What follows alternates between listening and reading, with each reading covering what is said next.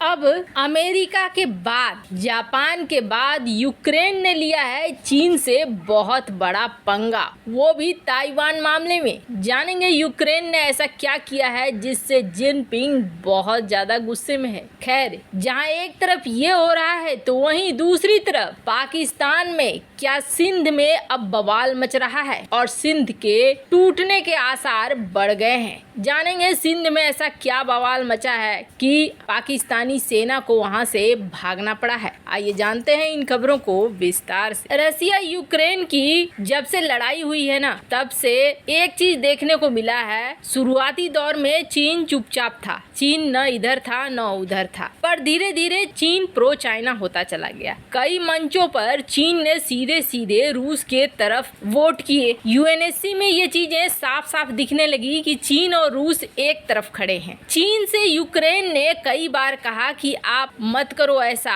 और आप हमारे साथ खड़े हो जाओ, लेकिन चीन ने बात नहीं सुनी। जबकि आपको बता दे, रूस के अलावे यूक्रेन वो देश था जिसके साथ चीन अपने सैन्य व्यापार को काफी हद तक बढ़ा चुका था। यूक्रेन की एक कंपनी थी मोटर सीच कंपनी में तो चीन ने एक बड़ी हिस्सेदारी चुपके चुपके खरीद ली थी। हालात ऐसे हो गए थे कि यूक्रेन की ये मोटर सीच कंपनी, जो कि फाइटर जेट और इंजन बनाने में माहिर थी, इसका काफी बड़ा हिस्सा चला गया था चीन के पास और चीन इस कंपनी को अधिग्रहण करने ही वाला था। ये एक मुद्दा था मोटर सीच का, जिस मामले में अमेरिका और रूस पहली बार एक हो गए थे और एक होकर उन्होंने इस मोटर सीच का अधिग्रहण करने से चीन को रोक दिया था। जहां अमेरिका ने यूक्रेन की सरकार पर दबाव बना दिया था, तो वहीं रूस ने भी यूक्रेन पर उस वक्त दबाव बना दिया था कि नहीं, हर हाल में ये मोटर सीच नहीं जानी चाहिए चाइना के पास। और हुआ कुछ ऐसा ही, मोटर सीच को लेकर रातों रात यूक्रेन ने कानून बदल दिए और कानून बदलने के बाद चीन इस कंपनी का अधिग्रहण नहीं कर सका।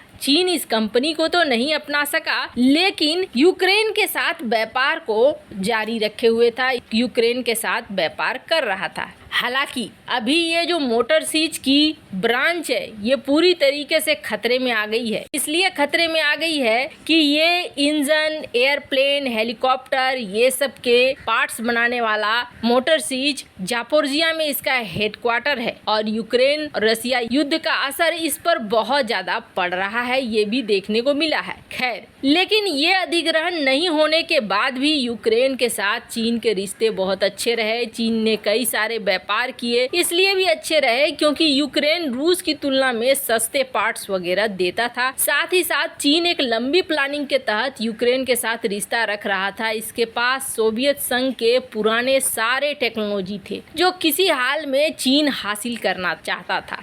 खैर, लेकिन स्थितियां बदल गई और स्थितियां बदलने के साथ साथ यहाँ पर रूस यूक्रेन दोनों आमने सामने खड़े हो गए और चीन ने यूक्रेन का साथ नहीं दिया बल्कि रूस का साथ दिया। अब रूस का साथ देने के बाद यूक्रेन गुस्साया हुआ है चीन से और चीन के खिलाफ अब यूक्रेन ने बहुत बड़ी कार्रवाई कर दी है। दरअसल आपको याद होगा, रूस यूक्रेन की लड़ाई के समय ताइवान ने यूक्रेन का साथ दिया था और कहा था कि ताइवानी लड़ाके यहाँ जाएंगे और ताइवानी लड़ाके वहाँ गए भी थे। वो ये देखने के लिए गए थे कि कैसे एक बड़े जाइंट से एक छोटा सा देश लड़ता है और कैसे अमेरिकी हथियारों को हैंडल करता है, क्योंकि यही कंडीशन चीन और ताइवान के बीच में है। तो ताइवान ने खुल्लम खुल्ला सपोर्ट किया था यूक्रेन को और अब यूक्रेन ने उसी पद्धति पर चलते हुए एक फॉरेन कमेटी बनाई है, एक ग्रुप बनाया है अपने संसद में और ये संसद में जो ग्रुप बनाया है इसमें 15 लॉ मेकर हैं, जिसमें से 2/3 रूलिंग पार्टी के हैं और ये प्रो ताइवान ग्रुप है। अब जैसे ही इन्होंने यहाँ पर प्रो ताइवान ग्रुप बनाया बाकायदा नाम से, वैसे ही चीन ने यूक्रेन की एम्बेसी में विरोध जताने शुरू कर दिए। अब इसके जवाब में यूक्रेन ने जवाब दिया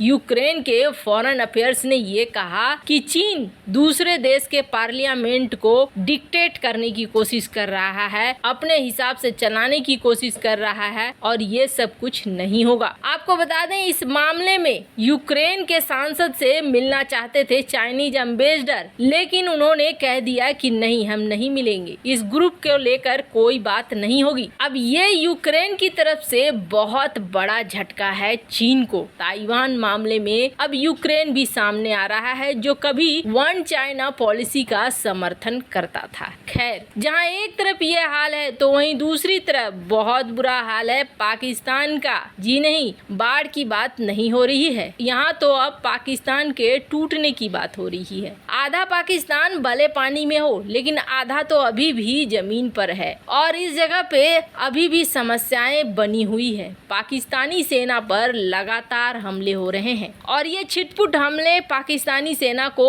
ऊपर भेज रहे हैं एक एक करके। हालात ऐसे हो गए हैं कि पाकिस्तान को एक्स्ट्रा फोर्स की जरूरत है अपने ही देश में सुरक्षा व्यवस्था को सही तरीके से हैंडल करने के लिए। ज्यादातर इलाका जहां ये सब कुछ हो रहा है वो पीओके का है और बलूचिस्तान का है। बलूचिस्तान में तो ऐसे ही बाढ़ की वजह से लोग परेशान हैं। ऊपर से जिस तरीके से बलूचिस्तान के साथ दोहरा रवैया अपनाया जाता है, उससे भी बलूचिस्तान के निवासी परेशान हैं। पर अब एक नई चीज हो रही है और ये कथित तौर पर पाकिस्तानी सेना जानबूझकर कर रही है, ठीक वैसे ही करना चाह रही है जैसे उसका आयरन बिरादर चीन करता है। दरअसल हो ये रहा है कि एक एक करके जो भी विरोधी है ना, वो गायब होते जा रहे हैं और ये गायब होने के बाद कभी भी वापस नहीं आते हैं। ठीक वैसे ही जैसे चीन में जब कुछ दिखता है कि यहाँ पर विरोधी खड़े हो रहे हैं, वैसे ही वो अचानक से गायब हो जाते हैं और गायब होने के बाद एक तो मिलते नहीं है और अगर मिले तो फिर वो बिल्कुल बदले बदले से नजर आते हैं। ऐसा ही करना चाहता है पाकिस्तान। जाहिर सी बात है, ये उन्होंने सीखा होगा अपने आयरन बिरादर से और ये घटनाएं पीओके सिंध वगैरह में लगातार होती जा रही हैं। ऐसा नहीं है कि इस वक्त सिंध जो है वो बचा हुआ है बाढ़ से। सिंध की स्थिति भी बहुत बुरी है। 100 किलोमीटर लंबी चौड़ी एक झील सी बन गई है, ऐसा बाढ़ का स्थिति है। पर इन सब के बावजूद सिंध में अब विरोध खड़ा हुआ है पाकिस्तान के खिलाफ। दरअसल सिंध में आयोजन किया गया एक ऐसी रैली का जिसे कहा गया कि दुनिया को ये जानकारी होनी चाहिए कि किस तरीके से पाकिस्तान की इंटेलिजेंस एजेंसियां सिंधी, बलूच और पश्तून लोगों को गायब कर रही हैं। ऑक्यूपाइड सिंध, बलूचिस्तान, केपीके से काफी लोग गायब हो जा रहे हैं और वो फिर वापस नहीं आ रहे हैं। आपको बता दें, इसके लिए कहा जा रहा है करीब 5000 से 8000 लोग तो इसी साल गायब हो गए हैं। खास तौर पर बलूच नेशनलिस्ट को या सिंध नेशनलिस्ट को ज्यादा निशाने पर लिया जाता है। ऐसे हालातों में भी सिंध में पूरी की पूरी रैली निकल रही है, यानी सिंध टूटने को तैयार है। वैसे इन सब मामले में आपकी क्या राय है, कमेंट कर जरूर बताएं। जल्द मिलते हैं अगले वीडियो में नई खबर के साथ।